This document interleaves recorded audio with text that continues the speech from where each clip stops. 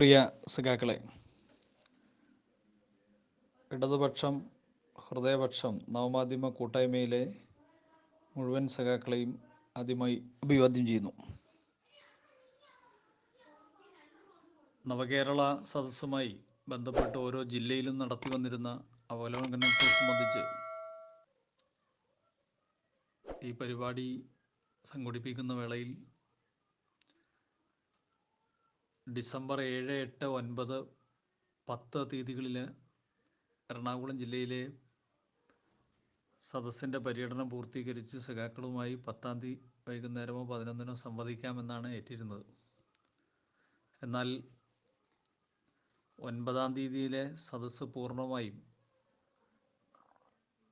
CPIയുടെ സംസ്ഥാന സെക്രട്ടറിയും ഇടതുപക്ഷ ജനാധിപത്യ മുന്നണിയിലെ പ്രധാന നേതാവുമായിട്ടുള്ള സഖാവ് കാനം രാജേന്ദ്രൻ്റെ വേർപാടിനെ തുടർന്ന് ഒഴിവാക്കുന്ന നിലയുണ്ടായി. അപ്പോൾ ആ 4 മണ്ഡലങ്ങളിലെ പരിപാടി കൂടി പൂർത്തീകരിച്ചതിന് ശേഷമാവാം എന്ന് പറഞ്ഞതിനെ തുടർന്നാണ് നവകേരള സദസ്സ് സമാപിക്കുന്ന ഘട്ടത്തിൽ സഖാക്കളെ അഭിസംബോധന ചെയ്യുന്നത്. ലോകത്തിൻ്റെ ചരിത്രത്തിൽ ഇതുവരെ ദർശിക്കാത്ത വിധം ഒരു ഐതിഹാസികമായ പരിപാടിയായിരുന്നു നവകേരള സദസ്സ്. കാരണം ജനങ്ങളാൽ തിരഞ്ഞെടുക്കപ്പെട്ട ഒരു ജനകീയ സർക്കാർ ആദ്യമായിട്ടാണ് ഇത്തരത്തിൽ ജനങ്ങളുമായി സംവദിച്ചുകൊണ്ട് ഒരു പരിപാടി സംഘടിപ്പിക്കുന്നത്. ഇന്ത്യയിൽ ഒരിടത്തും നമുക്ക് കാണാൻ കഴിഞ്ഞിട്ടില്ല. അതുപോലെ ലോകത്തിൻ്റെ ചരിത്രം പരിശോധിച്ചാലും ഇങ്ങനെ ഒരു പരിപാടി നടന്നതായി നമുക്ക് കാണാൻ കഴിയില്ല. കേരളത്തിൽ ഇടതുപക്ഷ ജനാധിപത്യ മുന്നണി സർക്കാർ ചരിത്രത്തിൽ ആദ്യമായി ഒരു തുടർഭരണം നേടി. ഈ ഗവൺമെൻറ്റിന് മറ്റ് ഗവൺമെൻറ്റുകളെ അപേക്ഷിച്ച് പരിശോധിക്കുമ്പോൾ നിരവധിയാർന്ന വ്യത്യസ്ത പ്രവർത്തനങ്ങൾ ഏറ്റെടുത്ത ഗവൺമെൻറ്റാണ്. കേരളത്തിൻ്റെ ചരിത്രം പരിശോധിച്ചാൽ മാറി മാറി വന്ന സർക്കാരുകൾ, ഇടതുപക്ഷ സർക്കാരുകളും വലതുപക്ഷ സർക്കാരുകളും, ഒരു സർക്കാരിനും ഇതുവരെ കഴിഞ്ഞിരുന്നില്ല ഓരോ വർഷവും നടത്തിയ പ്രവർത്തനങ്ങളെ സംബന്ധിച്ച് ജനങ്ങളോട് വിശദീകരിച്ചുകൊണ്ട് ഒരു പ്രോഗ്രസ് റിപ്പോർട്ട് അച്ചടിച്ച് തയ്യാറാക്കി അവതരിപ്പിക്കുക എന്നുള്ളത്. എന്നാൽ അത് കഴിഞ്ഞ ഇടതുപക്ഷ ജനാധിപത്യ മുന്നണി സർക്കാരിന് സാധ്യമായി എന്നുള്ളതാണ്. തെരഞ്ഞെടുപ്പ് കാലയളവിൽ ജനങ്ങൾക്ക് കൊടുക്കുന്ന വാഗ്ദാനങ്ങൾ, തെരഞ്ഞെടുപ്പ് മാനിഫെസ്റ്റോ, അത് നടപ്പാക്കാനുള്ളതാണ്. അത് എത്രമാത്രം നടപ്പാക്കി എന്നതിനെ സംബന്ധിച്ചുള്ള ഒരു പരിശോധനയാണ് ആ പ്രോഗ്രസ് റിപ്പോർട്ടിനകത്ത് പ്രധാനമായും ഉൾക്കൊള്ളിച്ചിരുന്നത്. അപ്പം അതിൻ്റെ എല്ലാം ഭാഗമായി ജനങ്ങളെ എല്ലാ പ്രതിസന്ധി ഘട്ടത്തിലും സഹായിക്കുകയും അവരോടൊപ്പം നിൽക്കുകയും ചെയ്ത ആ സർക്കാരിനെ വീണ്ടും ജനം തിരഞ്ഞെടുത്തു എന്നുള്ളതാണ് വസ്തുത. രണ്ടാമത് അധികാരത്തിൽ വന്ന ഇടതുപക്ഷ ജനാധിപത്യ മുന്നണി ഗവൺമെൻറ് ഈ കാലയളവിൽ നടപ്പാക്കിയിട്ടുള്ള വികസന പ്രവർത്തനങ്ങളെ ജനങ്ങൾക്ക് മുമ്പാകെ എണ്ണി പറഞ്ഞുകൊണ്ടും അതോടൊപ്പം ഭാവിയിൽ ഏറ്റെടുക്കാൻ പോകുന്ന കാര്യങ്ങളെ സംബന്ധിച്ച് നാടിൻ്റെ വിവിധ മേഖലകളിലുള്ള ആളുകളോട് സംവദിച്ചുകൊണ്ടും നമ്മുടെ നാട് ഇപ്പോൾ നേരിടുന്ന പ്രതിസന്ധികളെ ജനങ്ങൾക്ക് മുമ്പാകെ തുറന്നു കാണിക്കുകയും അതിനെ പരിഹാരം കാണാൻ വേണ്ടിയുള്ള ഇടപെടൽ ജനങ്ങളെ ആകെ അണിനിരത്തിക്കൊണ്ട് നടത്തുകയും വേണം എന്ന ഒരു വലിയ ലക്ഷ്യത്തോടെയാണ് നവകേരള സദസ്സ് സംഘടിപ്പിച്ചത്. സഖാക്കളെല്ലാം ഇതിനോടകം തന്നെ ശ്രദ്ധിച്ചിട്ടുണ്ടാവും. ഈ സദസ്സ് കാസർഗോഡ് നിന്ന് ആരംഭിക്കുമ്പോൾ മുതൽ ഇതിനെതിരായി നടത്തിയിട്ടുള്ള പ്രചണ്ഡ പ്രചാരവേലയും ഓരോ ദിവസവും ഈ സദസ്സിനെ ഇകഴ്ത്തി കാണിക്കാൻ വേണ്ടി നടത്തിയിട്ടുള്ള കള്ളപ്രചരണങ്ങളും സർക്കാരിനെതിരെ നടത്തിയിട്ടുള്ള വിവിധങ്ങളായ പ്രചരണ പരിപാടികളുമെല്ലാം സഖാക്കൾ ശ്രദ്ധിച്ചിട്ടുണ്ട്. ഇപ്പോൾ ഇതിനോടകം തന്നെ ഈ പരിപാടി വിശകലനം ചെയ്തവരൊക്കെ സഖാക്കൾക്ക് മുമ്പാകെ അത് അവതരിപ്പിച്ചുകൊണ്ടാവും. അത് എറണാകുളം ജില്ലയിലേക്ക് എത്തുമ്പോൾ ഏതാണ്ട് വലിയ കൊണ്ടുപിടിച്ച പ്രചാരവേല ഇവർ നടത്തിയിരുന്നു എന്നുള്ളതും നമുക്ക് കാണാൻ കഴിയും. കാരണം ഇടതുപക്ഷത്തിന് വലിയ മുന്നേറ്റമില്ലാത്ത കേരളത്തിനകത്തെ ചുരുക്കം ചില ജില്ലകളിൽ ഒന്നാണ് എറണാകുളം ജില്ല. ഇപ്പോൾ UDF-നകത്ത് മുസ്ലിം ലീഗിൻ്റെ തട്ടകമായിട്ടുള്ള മലപ്പുറം ജില്ല കഴിഞ്ഞാൽ എറണാകുളം ജില്ലയ്ക്കകത്ത് കോൺഗ്രസ് നേതൃത്വത്തിലുള്ള വലതുപക്ഷത്തിനാണ് സ്വാധീനം. തർക്കമില്ലാത്ത കാര്യമാണ്. പോരാത്തതിന് കേരളത്തിൻ്റെ പ്രതിപക്ഷ നേതാവായിട്ടുള്ള VD സതീശൻ്റെ മണ്ഡലവും ജില്ലയും കൂടിയാണ് എറണാകുളം. നവകേരള സദസ്സിനെതിരായി UDF-ഉം വലതുപക്ഷ മാധ്യമങ്ങളുടെ സഹായത്തോടെ നടപ്പാക്കിയിട്ടുള്ള കള്ളപ്രചാര വേലകളും അതിനെ തകർക്കാൻ വേണ്ടി ഉയർത്തിക്കൊണ്ടുവന്നിട്ടുള്ള കപട പുറട്ട് നാടകങ്ങളായിട്ടുള്ള പല കരിങ്കൊടി സമരങ്ങളും വാഹനത്തിന് മുമ്പിൽ ചാടി ആത്മാഹൂതി ചെയ്ത് ഒരു സമരാന്തരീക്ഷം സൃഷ്ടിക്കാൻ വേണ്ടിയിട്ടുള്ള നീക്കങ്ങളും ഒക്കെ നമ്മൾ കണ്ടു. ആ കാര്യങ്ങളെല്ലാം വളരെ സമചിത്തതയോടുകൂടി നാട് നേരിടുകയാണ് ഉണ്ടായതെന്ന് മുഖ്യമന്ത്രി പലവട്ടം പറയുകയുണ്ടായി. ചില സ്ഥലങ്ങളിലെല്ലാം പോലീസിനെ സഹായിക്കാൻ വളണ്ടിയർമാരും നാട്ടുകാരും രംഗത്ത് വരുന്നതെല്ലാം നമ്മൾ കണ്ടു. ഇതെല്ലാം കോൺഗ്രസ് പടച്ചുവിടുന്ന കള്ളം, UDF പടച്ചുവിടുന്ന കള്ളം അതിനെ തൊണ്ട തൊടാതെ വിഴുങ്ങുകയും സർക്കാരിനെ ആക്രമിക്കാൻ വേണ്ടിയുള്ള വേദിയാക്കി മാറ്റുകയുമായിരുന്നു മാധ്യമങ്ങൾ ചെയ്തിരുന്നത്. പക്ഷേ ഇതൊന്നും നവകേരള സദസ്സിനെ തെല്ലും പിന്നോട്ടടിച്ചില്ല എന്നതിൻ്റെ ഉത്തമ ഉദാഹരണമായിരുന്നു വലതുപക്ഷത്തിന്, പ്രത്യേകിച്ച് കോൺഗ്രസ്സിന് നല്ല സ്വാധീനമുള്ള എറണാകുളം ജില്ലയിലെത്തിയപ്പോൾ കണ്ട കാഴ്ച. ഒരു വേള മുഖ്യമന്ത്രി തന്നെ പറഞ്ഞു, പ്രതിപക്ഷ നേതാവിൻ്റെ നാട്ടിലെത്തുമ്പോൾ എങ്ങനെയാണ് പ്രതിപക്ഷത്തിൻ്റെ ബഹിഷ്കരണം ജനം തള്ളിക്കളഞ്ഞതെന്ന് നമുക്ക് കാണാം എന്ന് പരസ്യമായി മുഖ്യമന്ത്രി പോലും പ്രതിപക്ഷ നേതാവിനെ വെല്ലുവിളിക്കുകയുണ്ടായി. അത് വലിയ ശ്രദ്ധയോടുകൂടി മാധ്യമലോകവും ഇടപെട്ടിരുന്നു. ഇപ്പോൾ പ്രതിപക്ഷ നേതാവിൻ്റെ മണ്ഡലത്തിൽ പോലും പറവൂർ മുനിസിപ്പാലിറ്റി നവകേരള സദസ്സിനുള്ള ഫണ്ട് കൈമാറുന്ന നിലയുണ്ടായി.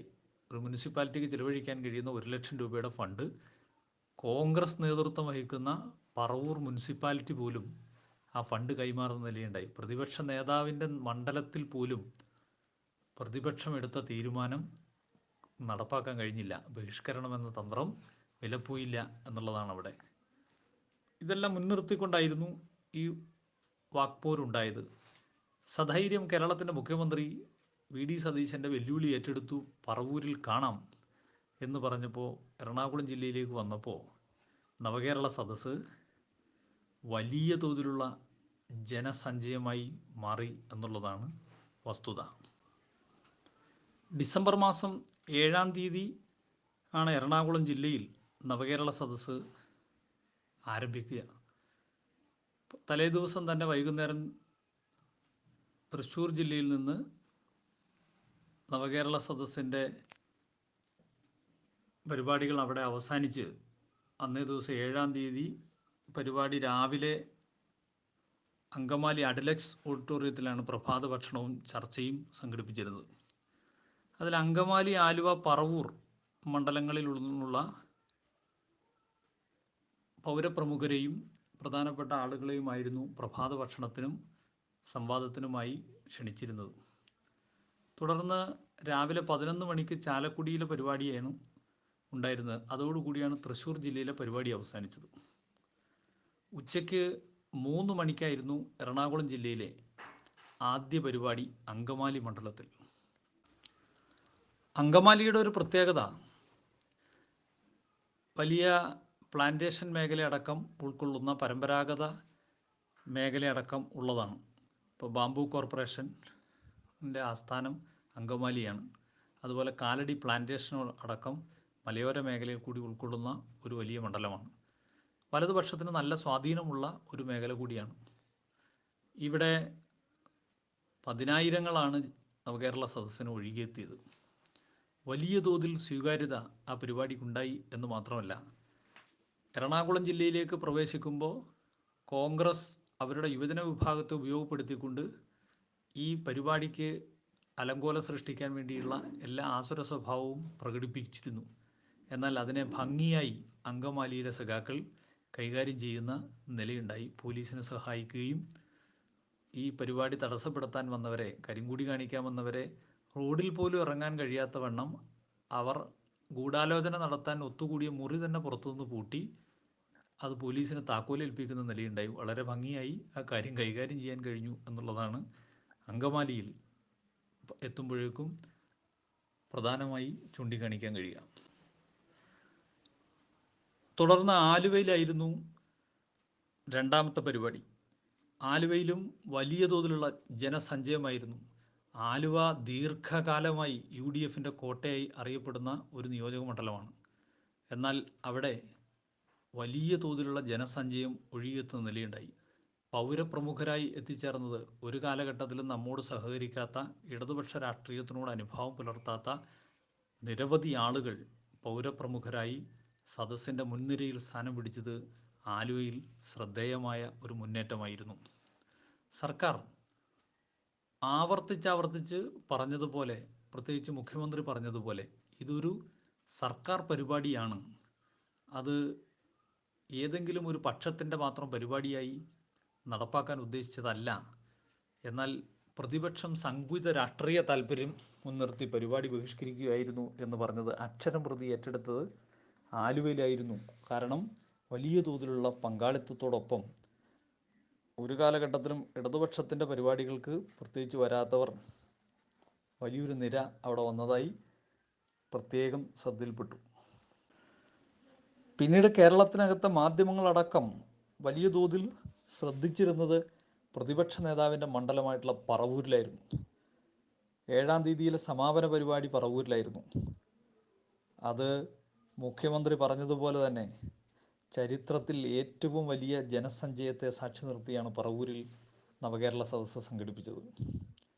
പ്രതിപക്ഷ നേതാവിന് അക്ഷരാർത്ഥത്തിൽ മിണ്ടാട്ടം മുട്ടിപ്പോയ ഒന്നായിരുന്നു 7-ാം തീയതിയിലെ പറവൂരിൽ സംഘടിപ്പിക്കപ്പെട്ട നവകേരള സദസ്സ്.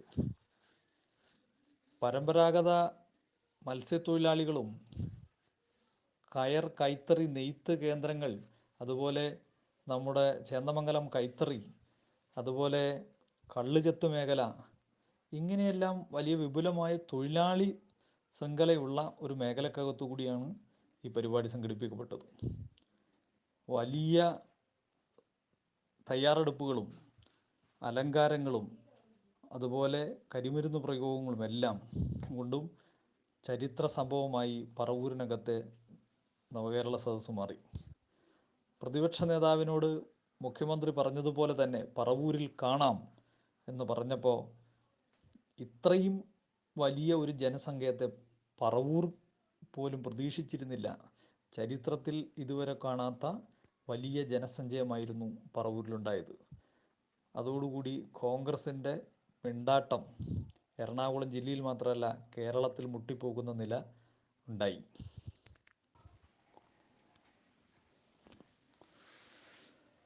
വീട് നഷ്ടപ്പെട്ടു പോയ ആളുകൾക്ക് വീട് വെച്ച് കൊടുക്കുന്നതിനുള്ള സൗകര്യങ്ങളടക്കം, അതുപോലെ വൻതോതിൽ ചിട്ടിക്കമ്പനികളടക്കം തട്ടിപ്പ് നടത്തി നിരാലംബരായ ആളുകൾക്ക് പരിഹാരം കാണാൻ ഉള്ള നടപടികൾ എല്ലാം പറവൂരിലടക്കമുള്ള നവകേരള സദസ്സിൽ ഉണ്ടായി. അതോടൊപ്പം അംഗപരിമിതരുടെ പ്രതിസന്ധികൾ പരിഹരിക്കാൻ സത്വരമായ ഇടപെടലും അവിടെ ഉണ്ടായി.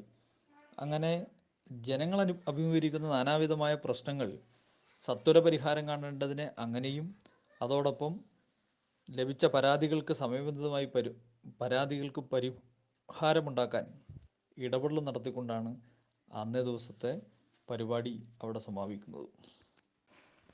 ഡിസംബർ 8-ന് രാവിലെ എറണാകുളത്തായിരുന്നു പ്രഭാത ഭക്ഷണം. രാവിലത്തെ ആദ്യ പരിപാടി 11 മണിക്ക് വൈപ്പിനിലും, ഉച്ചയ്ക്ക് ശേഷം കൊച്ചിയിലും, 4:30-ന് കളമശ്ശേരിയിലും, വൈകിട്ട് എറണാകുളത്തുമായിരുന്നു സമാപനം. 4 മണ്ഡലങ്ങളിലും. വൈപ്പിനിൽ അഭൂതപൂർവമായ പങ്കാളിത്തമായിരുന്നു. മത്സ്യത്തൊഴിലാളികൾ തീരദേശ മേഖലയിൽ തങ്ങൾക്ക് അനുഭവിക്കേണ്ടി വന്ന കൊടിയ യാതനകൾക്കെല്ലാം പരിഹാരം കണ്ടുകൊണ്ട്, ഇപ്പോൾ പ്രളയകാലത്തായിരുന്നാലും സുനാമിയുടെ കാലഘട്ടത്തിലായിരുന്നാലും ഒക്കെ ഉണ്ടായ കെടുതികൾ, ആ കെടുതികളെയെല്ലാം ഇടതുപക്ഷ സർക്കാർ ഫലപ്രദമായി പരിഹരിക്കുന്ന നില ഉണ്ടായിരുന്നു. അതോടൊപ്പം ഭൂമിയും ഇല്ലാത്തവർക്കും വീടില്ലാത്തവർക്കുമായി നടപ്പാക്കിയ പദ്ധതികൾ, ഇതെല്ലാം നല്ല തോതിൽ വൈപ്പിനിലും കൊച്ചിയിലും ആളുകൾ ചർച്ച ചെയ്യുകയും ആ കാര്യത്തിനകത്ത് സർക്കാരിൻ്റെ മുക്തകണ്ഠം പ്രശംസിക്കുകയും ചെയ്തു. കൊച്ചിയിലേക്ക് എത്തിയപ്പോൾ ഏറ്റവും വലിയൊരു കാഴ്ച, കേരളത്തിനകത്തെ വലതുപക്ഷ മാധ്യമങ്ങൾ ഒരു കാലഘട്ടത്തിൽ കൊട്ടിഘോഷിച്ച് ഇടതുപക്ഷ സർക്കാരിനെതിരായി അരാഷ്ട്രീയവാദം വളർത്തുന്നതിനെതിരായി ഒക്കെ കൊണ്ടുവന്ന നമ്മുടെ ചെല്ലാനം തീരദേശ മേഖലയിലെ കടൽ കയറ്റം. ഇപ്പോൾ ചെല്ലാനത്തെ വിഷയം ഉയർത്തിക്കൊണ്ടാണ് ഒരു അരാഷ്ട്രീയ സംഘം തന്നെ അവിടെ രൂപപ്പെടുന്ന നിലയുണ്ടായിരുന്നു. എന്നാൽ ആ വിഷയത്തിനെല്ലാം 100% പരിഹാരം കാണാൻ ഈ ഗവൺമെൻറ്റിനായി. ആ വലിയ ജനവിഭാഗം, ചെല്ലാനം മേഖലയിൽ നിന്നുള്ള ജനവിഭാഗം സർക്കാരിനെ അഭിവാദ്യം ചെയ്യാനും നന്ദി രേഖപ്പെടുത്താനും ഈ വേദിയിലേക്കെത്തി, കൊച്ചിയിലെ വേദിയിലേക്കെത്തി എന്നത് വളരെ ശ്രദ്ധേയമായിട്ടുള്ള ഒരു കാര്യമാണ്. എല്ലായിടത്തെയും പോലെ തന്നെ വലിയ ജനസഞ്ചയമായിരുന്നു കൊച്ചിയിലും അണിനിരുന്നത്. തുടർന്ന് കേരളത്തിൻ്റെ വ്യവസായ തലസ്ഥാനം കൂടിയായിട്ടുള്ള കളമശ്ശേരിയിലേക്ക് വൈകുന്നേര പരിപാടിക്ക് മന്ത്രിമാർ ഒന്നടങ്കം എത്തിച്ചേർന്നു. അതിവിപുലമായ പന്തലും തയ്യാറെടുപ്പുകളുമായിരുന്നു കളമശ്ശേരിയിലും ഒരുക്കിയിരുന്നത്. വ്യവസായ വകുപ്പ് മന്ത്രി പി രാജീവിൻ്റെ മണ്ഡലം കൂടിയായിട്ടുള്ള കളമശ്ശേരി നവകേരള സദസ്സിനകത്ത് ചരിത്രത്തിൽ കളമശ്ശേരി ഇതുവരെ കാണാത്ത ജനസഞ്ചയത്തെ അണിനിരത്തി. ഉജ്ജ്വലമായ ആ പരിപാടിക്ക് ശേഷം അന്നേ ദിവസം എറണാകുളത്തായിരുന്നു സമാപനം കുറിച്ചത്. സമാപന പരിപാടിയോടെ വലിയ തോതിൽ എറണാകുളത്ത് പൗരപ്രമുഖരും വ്യവസായികളും എല്ലാ തുറയിൽപ്പെട്ട ആളുകളും ആ പരിപാടിക്കകത്ത് സംവദിച്ചു എന്നുള്ളതാണ്. അങ്ങനെ രണ്ടാം ദിവസവും പരിപാടി ഏതാണ്ട് സമാപിക്കുന്ന ഘട്ടത്തിലേക്ക് എത്തുമ്പോഴാണ് ബഹുമാന്യനായ കാനം രാജേന്ദ്രൻ നമ്മളോട് വിട പറയുന്നത്. അപ്പോൾ തന്നെ അവിടെ നിന്നും എറണാകുളം അമൃത ആശുപത്രിയിലേക്ക് മന്ത്രിമാരെത്തുകയും കാനം രാജേന്ദ്രൻ്റെ വേർപാടുമായി ബന്ധപ്പെട്ട് മറ്റ് തുടർ നടപടികൾ സ്വീകരിക്കുകയുണ്ടായി. വൈകുന്നേരം ഉണ്ടായ ആ സംഭവത്തിന് ശേഷം അടിയന്തരമായി LDF നേതാക്കന്മാർ യോഗം ചേർന്ന് മന്ത്രിസഭ നടത്തിക്കൊണ്ടിരിക്കുന്ന നവകേരള സദസ്സിനെ സംബന്ധിച്ച് പിറ്റേ ദിവസത്തെ പരിപാടിയെക്കുറിച്ച് ചർച്ച ചെയ്തു. അപ്പോൾ 9-ാം തീയതി പൂർണ്ണമായും പരിപാടി ഒഴിവാക്കാനും 10-ാം തീയതി രാവിലെ 11 മണി വരെ കാനം രാജേന്ദ്രൻ്റെ സംസ്കാര ചടങ്ങുകൾ കഴിയുന്നതുവരെ പരിപാടികൾ ഒഴിവാക്കാനും തീരുമാനിക്കുകയുണ്ടായി. അതിനെ തുടർന്ന് എല്ലാ തയ്യാറെടുപ്പുകളും പൂർത്തീകരിച്ച് ബസ്സിൽ കയറിയ ആളുകൾ സ്ഥലത്തേക്ക് എത്തിയാൽ മാത്രം മതി എന്ന അവസാനത്തെ ആ ഒരു കടമ്പ മാത്രം കിടക്കാൻ ഉള്ള ഘട്ടത്തിലാണ് 4 മണ്ഡലങ്ങളിലെ പരിപാടി 9-ാം തീയതി ഒഴിവാക്കുന്നത്. അങ്ങനെ തൃക്കാക്കരയിലും പിറവത്തും തൃപ്പൂണിത്തുറയിലും കുന്നത്തുനാടിലും 4 പരിപാടികൾ 9-ാം തീയതി ഒഴിവാക്കി. 10-ാം തീയതി കാനം രാജേന്ദ്രൻ്റെ സംസ്കാര ചടങ്ങുകൾ പൂർത്തീകരിച്ച് മന്ത്രിമാരടക്കം പങ്കെടുത്ത് 10-ാം തീയതിയിലെ രാവിലെ പരിപാടി നടത്താൻ നിശ്ചയിച്ചിരുന്ന പെരുമ്പാവൂരിലെ പരിപാടി പുനഃക്രമീകരിച്ച് ഉച്ചകഴിഞ്ഞ് 2 മണിക്കത്തേക്ക് നടത്തി. വലിയ ജനസഞ്ചയമായിരുന്നു പെരുമ്പാവൂർ ബോയ്സ് ഹൈസ്കൂൾ ഗ്രൗണ്ടിനകത്ത് അണിനിരുന്നത്. നട്ടുച്ച നേരത്തും 10,000-കണക്കിന് ആളുകളാണ് നവകേരള സദസ്സിൽ പങ്കെടുക്കാൻ എത്തിയത്. സ്ത്രീകളും കുട്ടികളും അടക്കം ബോയ്സ് ഹൈസ്കൂൾ ഗ്രൗണ്ട് നിറഞ്ഞു കവിഞ്ഞിരുന്നു. വലിയ തോതിൽ കള്ള വാർത്തകളൊക്കെ സൃഷ്ടിച്ച സ്ഥലമായിരുന്നു പെരുമ്പാവൂരും. ഇപ്പോൾ എൽദോസ് കുന്നപ്പള്ളി MLA-യുടെ നേതൃത്വത്തിൽ നവകേരള സദസ്സിനെ അപകീർത്തിപ്പെടുത്താനുള്ള ഇടപെടലും അവിടെ വെച്ച് നടത്തുകയുണ്ടായി. അതിൻ്റെയെല്ലാം ഭാഗമായി ആസൂത്രിതമായി ഉണ്ടാക്കാൻ ശ്രമിച്ച ക്രമസമാധാന പ്രശ്നത്തെ എല്ലാം വളരെ സമചിത്തതയോടുകൂടി പോലീസും ഇടതുപക്ഷ ജനാധിപത്യങ്ങളുടെ പ്രവർത്തകരടക്കം ചേർന്നുകൊണ്ട് പരാജയപ്പെടുത്തുകയാണ് ഉണ്ടായത്.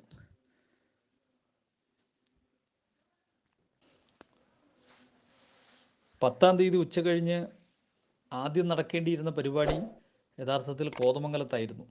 പുനഃക്രമീകരണത്തിൻ്റെ ഭാഗമായി 2-ാം പരിപാടിയായി കോതമംഗലത്തെ പരിപാടി മാറി. എങ്കിലും 3:30 മണിയോടുകൂടി മന്ത്രിമാർ കോതമംഗലത്ത് എത്തിച്ചേർന്നു. മലയോര മണ്ഡലം കൂടിയായിട്ടുള്ള കോതമംഗലത്തിനകത്ത് ചരിത്രത്തിൽ ഇന്നേ വരെ കാണാത്ത ഏറ്റവും വലിയ ജനസഞ്ചയമായിരുന്നു.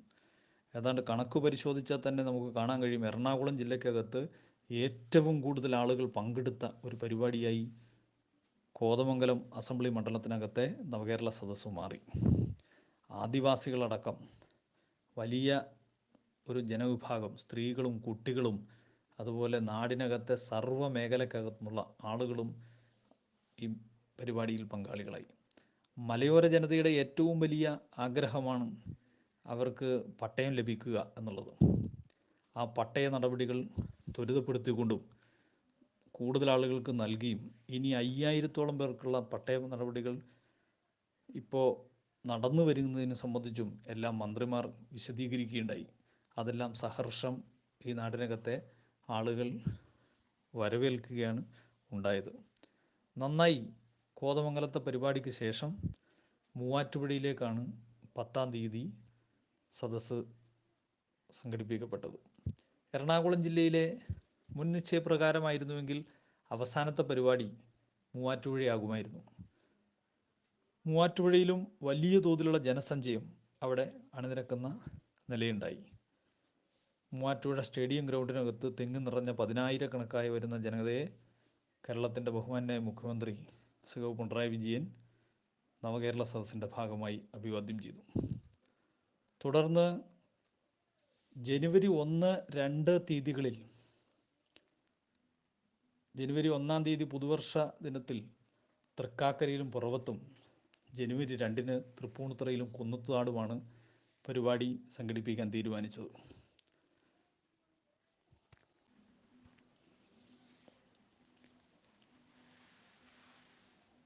ഡിസംബർ മാസം 23-ാം തീയതി ഈ നവകേരള സദസ്സ് സമാപിച്ചപ്പോൾ പിന്നെ ഒരാഴ്ച കഴിഞ്ഞ് ഈ സദസ്സ് വീണ്ടും ഈ 4 മണ്ഡലങ്ങളിൽ നടക്കുമ്പോൾ സ്വാഭാവികമായും ഒരാശങ്കയുണ്ടായിരുന്നു. അതിൻ്റെ ഒരു അലയും അതുപോലെ ആ ഓളവും എല്ലാം അവസാനിച്ചു. അപ്പോൾ ഇനി പുതുതായി 4 മണ്ഡലത്തിൽ നടക്കാൻ പോകുന്ന പരിപാടിക്ക് വേണ്ടത്ര ജനശ്രദ്ധ കിട്ടുകയോ അല്ലെങ്കിൽ ഇത്രയേറെ പങ്കാളിത്തം ഉണ്ടാകുമോ എന്നൊക്കെ ഒരാശങ്കയുണ്ടായിരുന്നു. പക്ഷേ ആ ആശങ്കകളെല്ലാം അസ്ഥാനത്തായിക്കൊണ്ടായിരുന്നു ജനുവരി 1-ന് 3 മണിക്ക് തൃക്കാക്കരയിൽ നടന്ന പരിപാടി. എറണാകുളം കളക്ടറേറ്റും മൈതാനിയിൽ പരേഡ് ഗ്രൗണ്ടിൽ നടന്ന പരിപാടി 10,000-കണക്കിന് ആളുകൾ അണിനിരന്നു.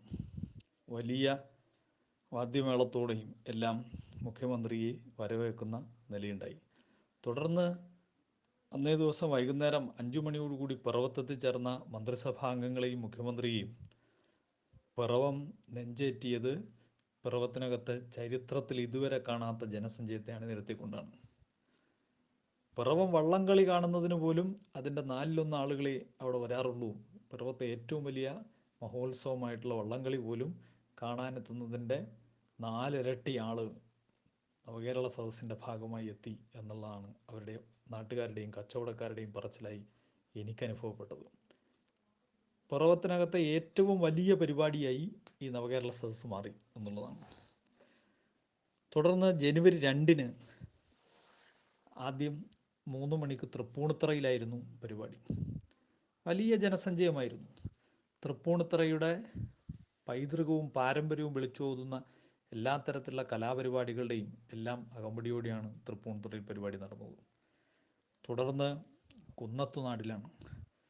കുന്നത്തുനാട് പലതരത്തിലുള്ള ഛിദ്രശക്തികൾ ഇടപെടൽ നടത്തുകയും സർക്കാരിനെ ആക്രമിക്കുകയും ചെയ്യുന്നൊരു പ്രദേശം കൂടിയാണ്. പ്രത്യേകിച്ച് 2020 അടക്കം പലതരത്തിലുള്ള കുപ്രചരണങ്ങളും കള്ളപ്രചാരവേലകളും ഒക്കെ നടത്തി. UDFൻ്റെ ഒപ്പം ചേർന്നും സർക്കാരിനെ ഒളിഞ്ഞും തെളിഞ്ഞുമൊക്കെ കള്ളപ്രചാരവേല നടത്തിയ നാടാണ്. പക്ഷേ നവകേരള സദസ്സിൻ്റെ യഥാർത്ഥത്തിലുള്ള സമാപന വേദി അക്ഷരാർത്ഥത്തിൽ കുന്നത്തുനാടായിരുന്നു. അങ്ങനെ ഒരു ജനസഞ്ചയമായിരുന്നു നവകേരള സദസ്സിൻ്റെ സമാപനം കുറിച്ചുകൊണ്ട് കുന്നത്തുനാട് നടന്ന പരിപാടിയിൽ.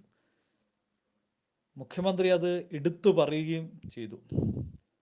ഗംഭീരമായ സമാപന പരിപാടി എന്ന് മുഖ്യമന്ത്രി തന്നെ എടുത്തു പറഞ്ഞു. അത് പറയാൻ കഴിയുന്ന മിഴിവേകിയ പരിപാടിയായിരുന്നു കുന്നത്തുനാട്ടിൽ. ഓരോ കേന്ദ്രങ്ങളെടുത്ത് പരിശോധിച്ചാൽ ഒന്നൊന്നിന് മികവാർന്ന നിലയിലായിരുന്നു പരിപാടി. ഒരു കാര്യം അടിവരയിട്ട് പറയാതിരിക്കാനാവില്ല. കേരളത്തിലെ ഇടതുപക്ഷ ജനാധിപത്യ മുന്നണി സർക്കാരിനെതിരായി എല്ലാ തരത്തിലുമുള്ള ആവനാഴിയിലെ അവസാനത്തെ അമ്പ് വരെയും പ്രയോഗിച്ച് നോക്കിയിട്ടും അത് തെല്ലും ഏശിയില്ല എന്നതിൻ്റെ ഒന്നാന്തരം ദൃഷ്ടാന്തമാണ് ഈ ജനുവരി 1-2 തീയതികളിൽ നടന്ന സദസ്സ്. കാരണം മറ്റ് പരിപാടി കാസർഗോഡ് നിന്ന് തുടങ്ങി തിരുവനന്തപുരത്ത് സമാപിക്കുന്നത് വരെ അതൊരു ഒഴുക്കായിരുന്നു. അത് മാധ്യമങ്ങൾ സൃഷ്ടിച്ച വിവാദങ്ങൾക്ക് മേലെ ഇടതുപക്ഷ ജനാധിപത്യ മുന്നണി നടത്തിയ, അല്ലെങ്കിൽ കേരളത്തിലെ ജനങ്ങൾ നടത്തിയ ഒരു മുന്നേറ്റമായിരുന്നു. നമുക്ക് അങ്ങനെ അതിനെ കാണാം. പക്ഷേ അത് കഴിഞ്ഞ് അതിൻ്റെ ആളും ആരവും എല്ലാം ഒഴിഞ്ഞിട്ടും ജനുവരി 1-2 തീയതികളിൽ ബാക്കി നിന്ന 4 മണ്ഡലങ്ങളിൽ പരിപാടി നടത്തുമ്പോൾ ഞാൻ ആദ്യം സൂചിപ്പിച്ചതുപോലെ അതിൻ്റെ സംഘാടകരായിട്ടുള്ളവർക്കും ജില്ലയിലെ പ്രധാന പ്രവർത്തകർ എന്ന നിലയിൽ ഞങ്ങൾക്കും വലിയ ആശങ്കയൊക്കെ ഉണ്ടായിരുന്നു. കഴിഞ്ഞ മണ്ഡലങ്ങളുടെ പകുതി ആളെങ്കിലും ഉണ്ടാകുമോ എന്നത്, അതിന് വലിയ ശ്രമം നടത്തേണ്ടതുണ്ടല്ലോ എന്നൊക്കെ ചർച്ചയുണ്ടായിരുന്നു. പക്ഷേ നമ്മളൊക്കെ ഇടപെട്ടതിൻ്റെ എത്രയോ മടങ്ങാണ് പ്രതീക്ഷിച്ചതിനേക്കാൾ കൂടുതൽ ആളുകൾ എത്തിച്ചേർന്നു. എന്ന് പറഞ്ഞാൽ ഇവർ സൃഷ്ടിക്കുന്ന ഈ കള്ളപ്രചാരവേലയൊന്നും ജനം വകവെക്കുന്നില്ല. ജനത്തിൻ്റെ മനസ്സിൽ ഈ ഇടതുപക്ഷ ജനാധിപത്യ മുന്നണി നടപ്പാക്കുന്ന ബദൽ സമീപനം, ഈ നാടിനെ സംരക്ഷിക്കാൻ വേണ്ടി നടത്തുന്ന നീക്കം, അത് അവരുടെ മനസ്സിൽ നിറഞ്ഞു നിൽക്കുകയാണ്. അതിൻ്റെ ദൃഷ്ടാന്തമാണ് ഈ കണ്ട ജനസഞ്ചയം എന്നുള്ളത് തന്നെ നമുക്ക് വിലയിരുത്താൻ കഴിയും. അതുകൊണ്ട് തന്നെ കേരളത്തിലെ ഇടതുപക്ഷ ജനാധിപത്യ മുന്നണി സർക്കാരിൻ്റെ ജനപിന്തുണയ്ക്ക് ഒരു പോറലും ഏറ്റിട്ടില്ല എന്നു മാത്രമല്ല, കേരളത്തിൻ്റെ ഇടതുപക്ഷ അടിത്തറ വിപുലീകരിക്കപ്പെടുക തന്നെയാണ് ചെയ്തിട്ടുള്ളത്. നമ്മുടെ തന്നെ പല പ്രവർത്തകർക്കും സഖാക്കൾക്കുമെല്ലാം ഈ മാധ്യമങ്ങളുടെ കുപ്രചാര വേലകൾ, നിരന്തരമായ ആക്രമണത്തിൻ്റെ ഭാഗമായി, സോഷ്യൽ മീഡിയയിലെല്ലാം നടക്കുന്ന കള്ളപ്രചാര വേലയുടെ ഭാഗമായി ചില ആശങ്കകളൊക്കെ ഉണ്ടാകും. പക്ഷെ ആ ആശങ്കകളെല്ലാം അസ്ഥാനത്താണ് എന്ന് തെളിയിക്കുന്നതാണ് ഈ മണ്ഡലങ്ങളിലെല്ലാം നടന്നിട്ടുള്ള അഭൂതപൂർവമായിട്ടുള്ള ജനങ്ങളുടെ പങ്കാളിത്തവും ഇടപെടലും. ഇത്രയേറെ പരിപാടികൾ സംഘടിപ്പിക്കുമ്പോഴും ഇതിനാവശ്യമായിട്ടുള്ള പണമോ അല്ലെങ്കിൽ അതിൻ്റെ പശ്ചാത്തല സൗകര്യങ്ങളോ ഒന്നും സംഘടിപ്പിക്കാൻ വലിയ തോതിലുള്ള ബുദ്ധിമുട്ടുകൾ ഒന്നും ഉണ്ടായില്ല എന്നുള്ളതാണ് ഏറ്റവും ശ്രദ്ധേയം. ഇതിനെല്ലാം ആവശ്യപ്പെട്ടത് പ്രകാരമുള്ള സ്പോൺസറിങ്ങും മറ്റു കാര്യങ്ങളുമെല്ലാം വലിയ തോതിൽ ഉണ്ടായി എന്നുള്ളതാണ്. അപ്പോൾ എല്ലാ മേഖലക്കകത്തുനിന്നും വലിയ സ്വീകാര്യത ഈ പരിപാടിക്കകത്ത് ലഭിച്ചിട്ടുണ്ട്. അപ്പോൾ നമുക്ക് ഉറപ്പിച്ച് പറയാനാകും, ഇടതുപക്ഷ ജനാധിപത്യ മുന്നണി സർക്കാരിൻ്റെയും ഇടതുപക്ഷ ജനാധിപത്യ മുന്നണിയുടെയും, വിശിഷ്യ കമ്മ്യൂണിസ്റ്റ് പാർട്ടി ഓഫ് ഇന്ത്യ മാർക്സിസ്റ്റിൻ്റെയും എല്ലാം അടിത്തറ നന്നായി ഭദ്രമാക്കി നിർത്താനും വിപുലീകരിക്കാനും കഴിയുന്ന വിധത്തിൽ നവകേരള സദസ്സ് സഹായിച്ചിട്ടുണ്ട്. ആ ആത്മവിശ്വാസവും കരുത്തും ജനങ്ങൾക്കിടയിൽ കൂടുതൽ പകർന്നു നൽകിക്കൊണ്ട് നമുക്ക് മുന്നോട്ട് പോകേണ്ടതുണ്ട്. വരാൻ പോകുന്ന പാർലമെൻറ്റ് തെരഞ്ഞെടുപ്പിൽ രാജ്യത്തിന് ബദൽ സമീപനവുമായി മുന്നോട്ട് പോകുന്ന ഇടതുപക്ഷ ജനാധിപത്യ മുന്നണി സർക്കാർ കേരളം, ആ കേരളത്തിനകത്ത് ഇടതുപക്ഷ ജനാധിപത്യ മുന്നണിക്ക് മികച്ച വിജയം നേടേണ്ടതുണ്ട്. അതിന് സഹായകരമായ ഒരു ജനമുന്നേറ്റമാണ് നവകേരള സദസ്സിലൂടെ ഉണ്ടായിട്ടുള്ളത്. അതിന് കൂടുതൽ കരുത്തു പകരാൻ കഴിയുന്ന വിധത്തിൽ സഖാക്കൾ ഓരോരുത്തരും സോഷ്യൽ മീഡിയയിൽ കൂടുതൽ ഇടപെടൽ നടത്തണം. അതിനാവശ്യമായിട്ടുള്ള തയ്യാറെടുപ്പുകളും ഉണ്ടാകണമെന്ന് മാത്രം പറഞ്ഞുകൊണ്ട് എല്ലാവരെയും ഒരിക്കൽ കൂടി അഭിവാദ്യം ചെയ്തുകൊണ്ട് ഞാൻ എൻ്റെ വാക്കുകൾ ചുരുക്കുന്നു. അഭിവാദ്യങ്ങൾ.